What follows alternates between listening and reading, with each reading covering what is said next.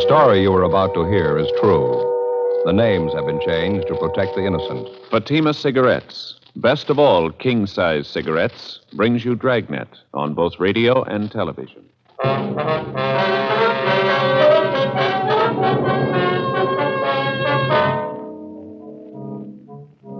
You're a detective sergeant. You're assigned to Juvenile Division.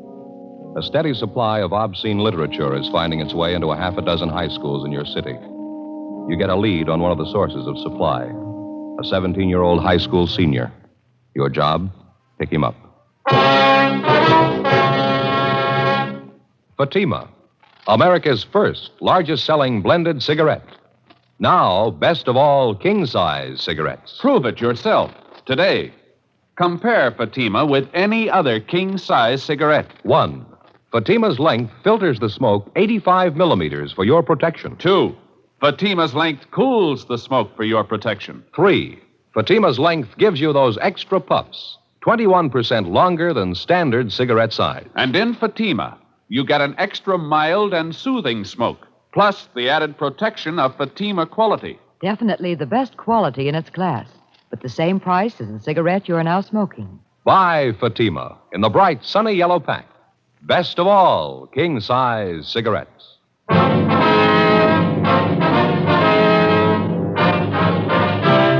Dragnet, the documented drama of an actual crime. For the next 30 minutes, in cooperation with the Los Angeles Police Department, you will travel step by step on the side of the law through an actual case transcribed from official police files.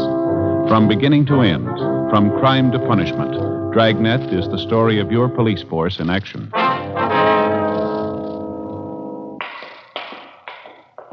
It was Wednesday, November 8th. It was windy in Los Angeles. We were working the day watch out of Juvenile Division. My partner's Ed Jacobs. The boss is Captain Stein.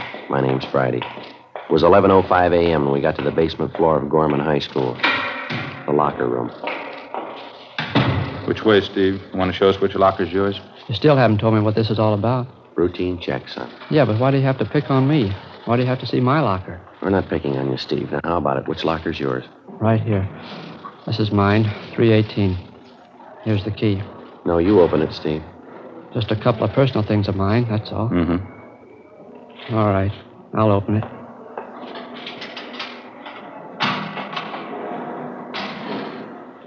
Well, there you are. See for yourself. Want to take your things out of the locker, son? You can see what's in there, can't you? My gym stuff, a couple of textbooks. How about digging back in the corner, left-hand side there? Where? You know where I mean. Come on, Steve, dig them out. Back here, you mean? These joke books? That's right. Let's have a look, huh? Why? Just a couple of joke books. A kid gave them to me. Bring them out, Steve. Okay. Just a couple of them. Kid gave them to me. There. Looks like more than a couple. That's what you call a joke book, Steve? That's what the kids call them, yeah. Some of them are a little dirty. Not so bad, though. They're filthy, Steve, and you know it. Now, where'd you get them? I told you. Kid gave them to me. Who? What's his name?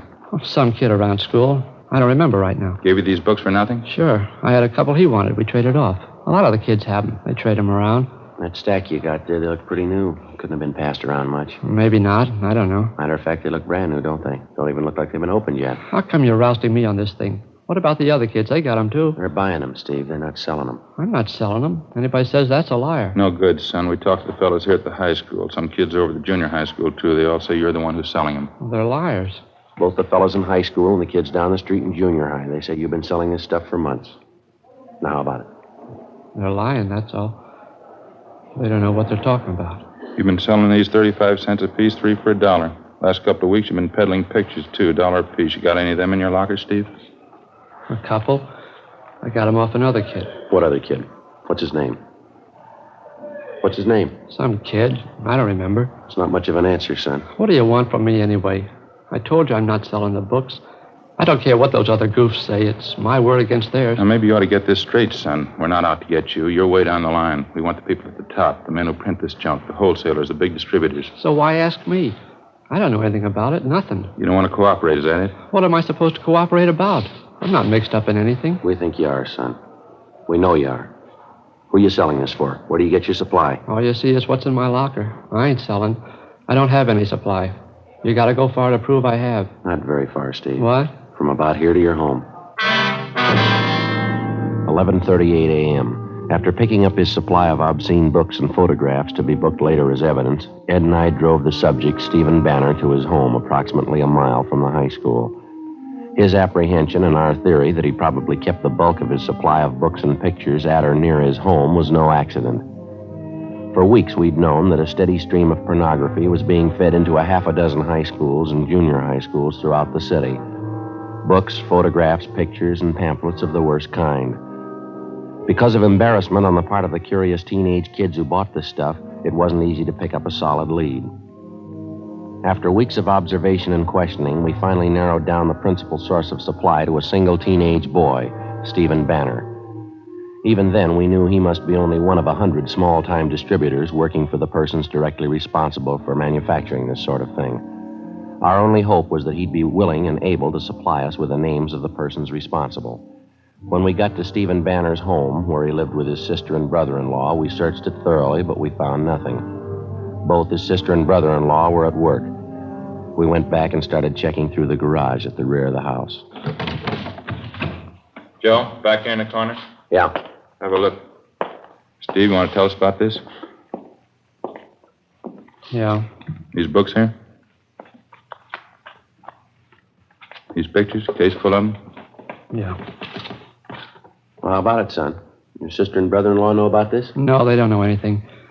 I didn't think you'd find them. Well, you ready to tell us about it? My sister going to have to find out? I don't know, Steve. It's going to be pretty hard to keep it from her. Yeah, I guess so. Who's the contact, son? Where'd they come from? Charlie Freiburg. Only the books, though. Pictures came from another guy. It's a long story. Well, we got the time, son. Who is this Freiburg? Met him downtown one Sunday, Penny Arcade on Broadway. Me and this other kid were in there, Bud Spencer. Freiburg came up, started to talk to us. All right, go on. He finally took a couple of these books out of his pocket, gave them to us. He wanted to know what we thought of them. Told us he had plenty of them if we knew any other kids who wanted them. You knew you and your friend Bud were in high school? Yeah, that's right. What else, Steve? Well, that's about it.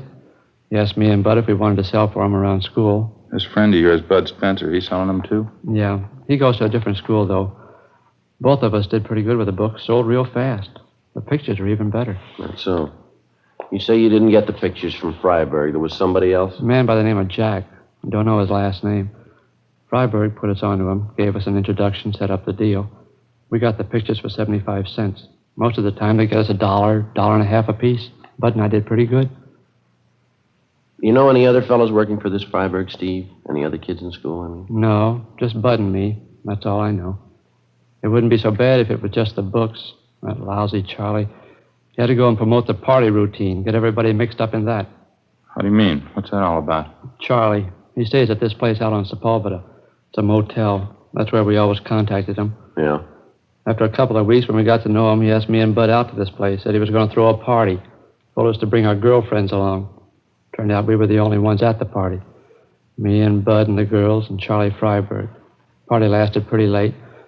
I should have been smart enough to figure it out. I wasn't. What do you mean, Steve? Figure out what? Why'd Charlie be throwing parties just for us? The first 2 times there wasn't anything wrong. We just talked, danced with the girls, drank some beer. Charlie told us to have a good time. He threw a party every Friday night. Never broke up till after 3 o'clock. How old are your girlfriends, yours and Bud's? 17. They're both 17. They've been around, though. No use kidding you. They weren't very smart, I can tell you that. None of us were, I guess. Next couple of parties, Charlie had whiskey there. Dumb girls drank right along with him. So did we. Freiburg served the whiskey, did he? Yeah, that's right. He loaded the drinks, kept handing the girls a lot of stuff about how he used to be a director in pictures. He had a lot of connections in Hollywood. The last party I was at, he said he was going to get the girls' screen test. A lot of malarkey like that. Mm-hmm. What else, Steve? I don't know. I had a beef with Charlie about it. I walked out. I haven't been back since. Does he still throw these Friday night parties, do you know? Maybe. I don't know. There were 3 or 4 after the last one I walked out on. Dumb girls think Charlie's just great. God, so I can't stand the guy. How about the parties you didn't show up for, Steve? You get a rundown on them? Well, I heard a couple of things, yeah. Sure glad I wasn't there. How do you mean? Dumb girls never fails. The oldest line in the world. They still go for it. What's that? Tell them you're going to get them in the movies. We continued questioning the subject, 17-year-old Stephen Banner. He gave us a full description of the man who'd been selling him the books, Charles Freiburg, and also a description of the man known as Jack, the one who'd been supplying him with pictures and photographs. In addition, he gave us the addresses of the two men, a fair description of Freiburg's car, no license number, and the names and addresses of the two girls he and his friend had taken to Freiburg's parties.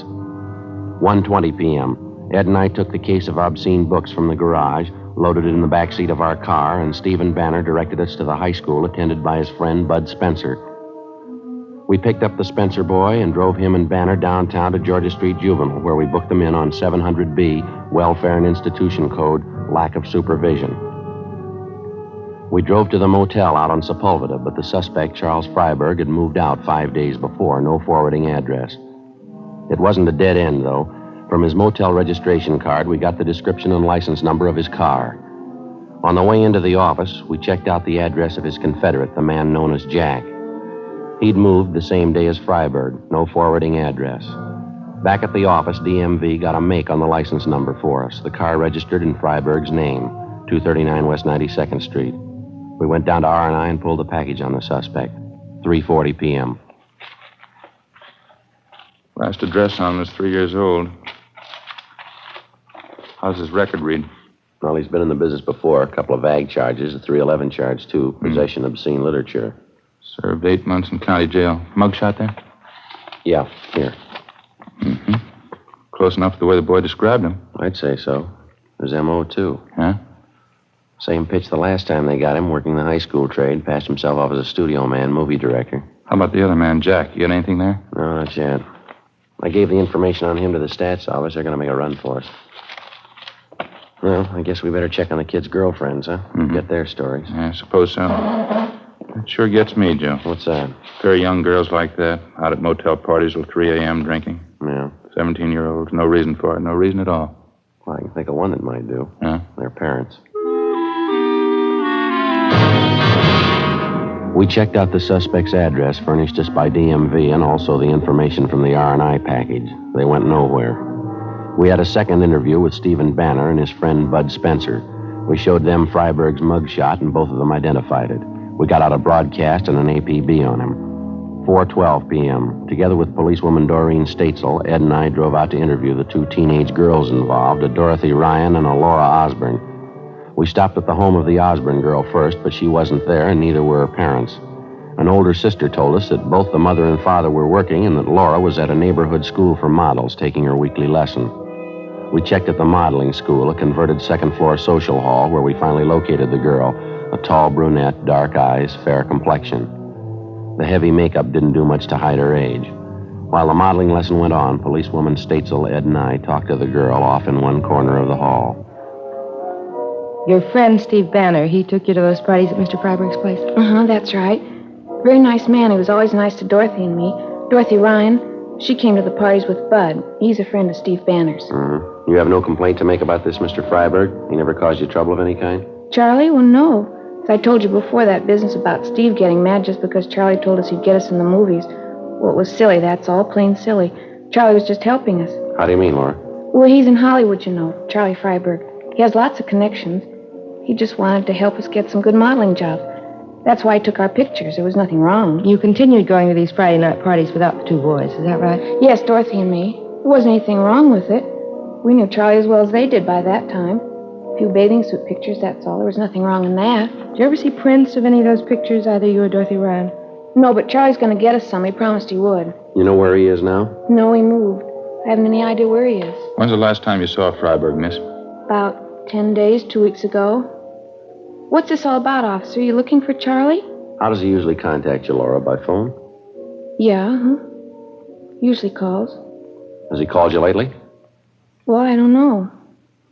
Why are you looking for him? Can't you tell me? Routine investigation, miss. Oh, I'm sorry. I don't know where Charlie is. Why can't you tell me why you want him? We want him. Why? Can't you give me a reason? This is one of the reasons, Laura. Would you look at this picture? Charlie took this? It's his business, Laura. That's the way his police record reads. I can't believe it. That's one reason we want Freiburg. There's lots of others. You willing to help us, Laura? He said they'd be beautiful, glamorous. They're not. You know where he stays now? No, I'll find out, though. How do you mean? I've got a date with him. Supposed to meet him out on Wilshire and La Brea. When's that? 8 o'clock tomorrow night.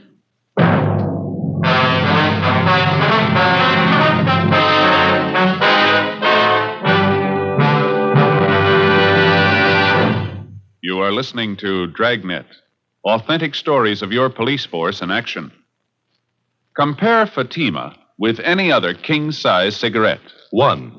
Fatima's length filters the smoke 85 millimeters for your protection. 2. Fatima's length cools the smoke for your protection. 3. Fatima's length gives you those extra puffs, 21% longer than standard cigarette size. And in Fatima, you get an extra mild and soothing smoke, plus the added protection of Fatima quality. To show our confidence in Fatima, we make this money-back guarantee to every king-size cigarette smoker. Buy a pack of Fatimas. Enjoy Fatima quality, extra mildness, and superbly blended tobaccos. If you're not convinced Fatima is better than the king-size cigarette you're now smoking, just return the pack and the unsmoked Fatimas before August 1st, 1952, and we'll give you your money back plus postage. Fatima, Box 37, New York 1. Remember, each king-size Fatima gives you an extra mild and soothing smoke, plus the added protection of Fatima quality. Switch to Fatima today. Best of all, king-size cigarettes.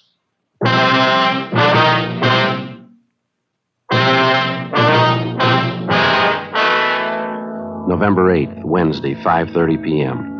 After our interview with 17-year-old Laura Osborne, policewoman Doreen Statesel, Ed and I drove to the home of Laura's girlfriend, Dorothy Ryan, who was also present at the motel parties given by the suspect, Charles Freiburg. Her story of what had happened was essentially the same as the one we got from the Osborne girl. That night, we met with the parents of both girls. They were well-meaning and cooperative. They admitted their mistake. It was the same old story of lack of supervision and very little home life. The parents told us that they had no idea of what had been going on or the late hours that their teenage girls had been keeping. Besides promising closer supervision of the girls, they told us they would notify us immediately if the suspect Freiburg made any attempt to contact their daughters. 6:25 p.m. We got back to the office, put in a call to Stephen Banner's home, and notified his sister and brother-in-law that the boy was being held for further interrogation. We also notified the parents of Bud Spencer. The following morning, Ed and I went across the street to the district attorney's office, presented our case, and a warrant was issued on Charles Freiburg for 702 WIC, contributing to the delinquency of a minor. At 7 o'clock that night, Ed and I staked out on a cocktail lounge near the intersection of Wilshire and La Brea, the place where the suspect had told Laura Osborne to meet him. 7:30, 7:45. We waited. Think maybe we're in business, Joe. What? Down the corner there, waiting for the signal to change. Dark suit, dark hat. Yeah, could be. Crossing over now, heading for the bar. All right, let's go.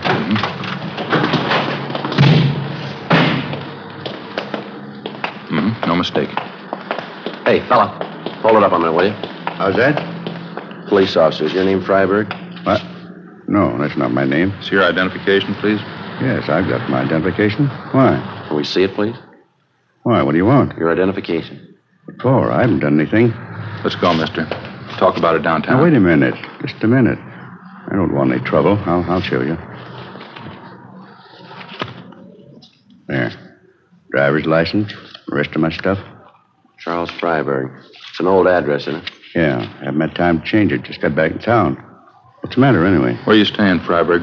No place. I just got back in town. I told you that. Not staying any place yet. No connections at all. Where's your car? I don't have one. Haven't had one for a year. I sold it.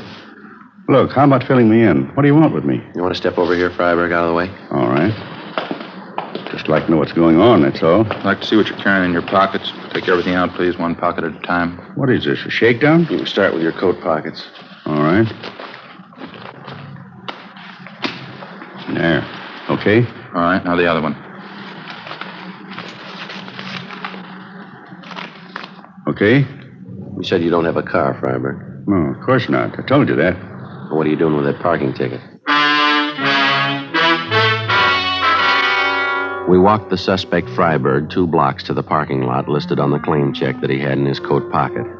He had black hair streaked with gray, looked to be in his mid-50s. We questioned him on the way, but he'd admit nothing. We located his car in the parking lot and searched it. In the glove compartment, besides a half a dozen photographs and small books, we found a key with a metal disc attached to it.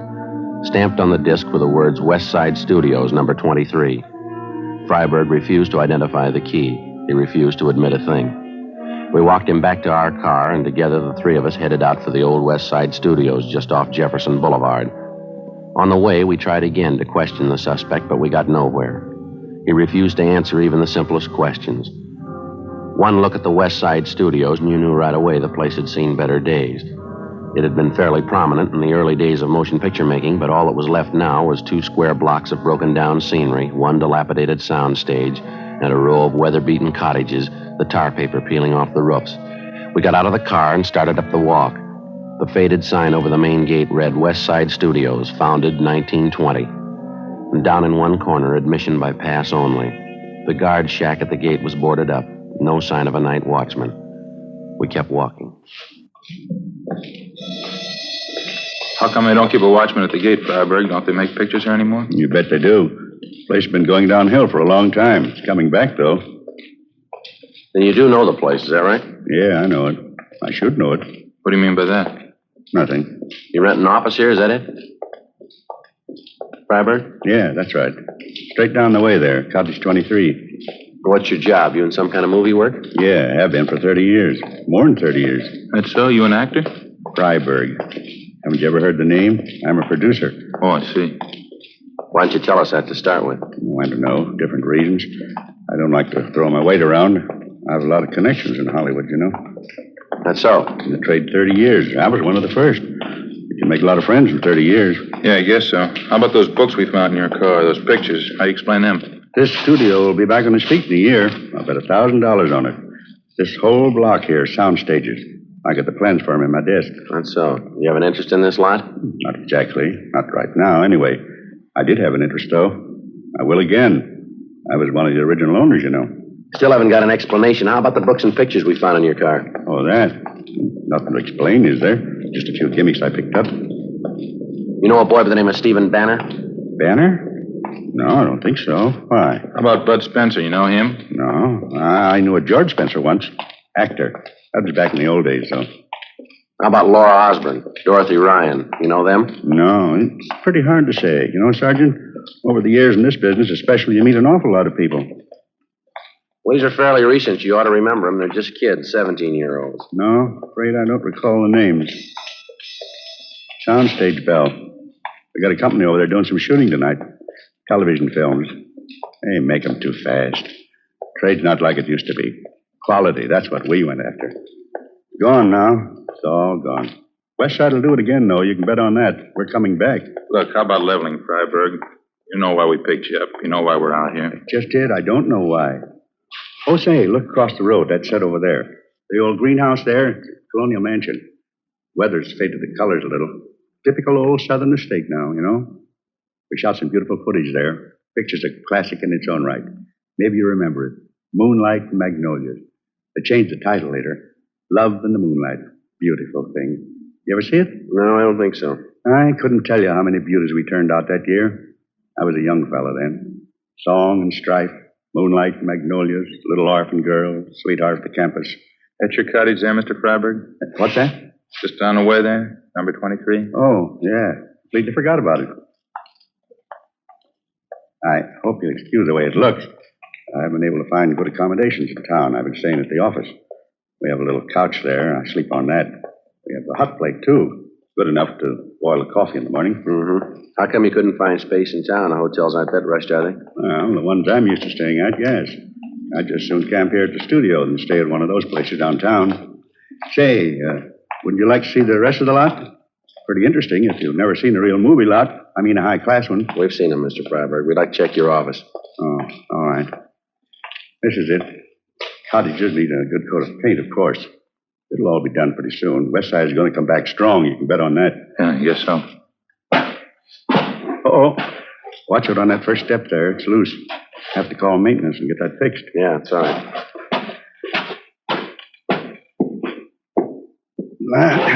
Here we are.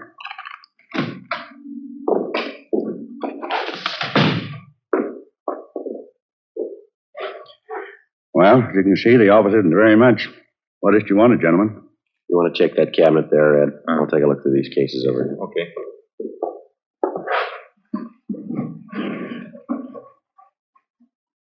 This picture here on the wall. That's the cast and the production staff of my first film. Here's the other one. Me and R.Z. Bernard. He autographed the picture for me, Bernard himself. Those were the days, all right. Quality. That's what we went after in pictures, real quality. Not like today. Gone. The good days, fine pictures. It's gone. All gone. How about it, Freiburg? These cases of books here and these photographs. Not my fault, believe me. I had to make a living. I had to make money. How do you think it feels to get cheap like that? I used to be young. I was big. I was talent. I made big pictures. How do you think it feels to get cheap all of a sudden? Cheap enough to do this kind of thing? Nobody forced you. It was your choice, mister. It wasn't my choice. You're wrong. All I want to do is make pictures. There isn't a chance anymore, not like the old days. You need hundreds of thousands, millions. It's gone. It's all gone. Had to eat. Had to put clothes on my back. You admit you're responsible for this? Books, pictures, working in the high school trade, kids like Steve Banner, Bud Spencer? After 1935, I couldn't get a job. I didn't want this. I had to do it. I'm ashamed. Who wouldn't be? I had to eat. It was the only way. I had to live. There's honest jobs to be had. How about this man named Jack? He was in with me. He was my cameraman back in the old days. You can't blame him either. He had to live, too. You willing to come downtown with us? Give us a statement? Yes, all right, anything. How about the party with the two girls, Laura Osborne, Dorothy Ryan? I took some pictures, that's all. I didn't harm them. Not in any way. You had it wrong, Freiburg. You know that. Yeah, I know. Just to have the kids there made you remember the days in your life. Best days in anybody's life. What so? When you used to have money. When you used to be young.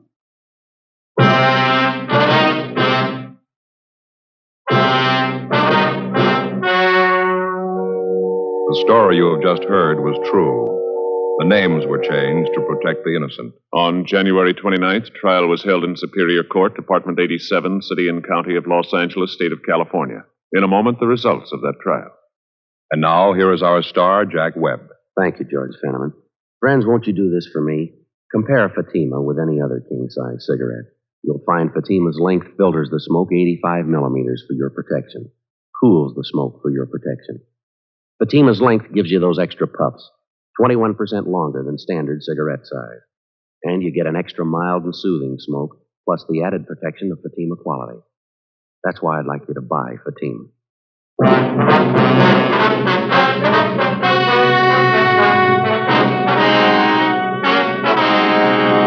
The suspects, Charles Zeman Freiberg and his accomplice, Jack L. Lavery, were tried and convicted on 4 counts of contributing to the delinquency of minors. Both of them served full terms in the county jail. Contributing to the delinquency of minors is punishable by a fine of not more than $1,000 or by imprisonment in the county jail for 1 year, or by both fine and imprisonment.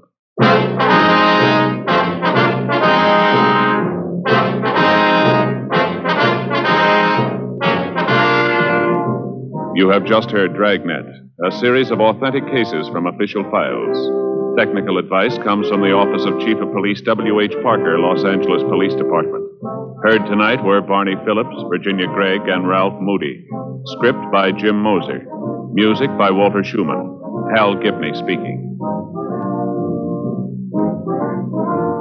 Fatima Cigarettes. Best of all king-size cigarettes has brought you Dragnet, transcribed from Los Angeles.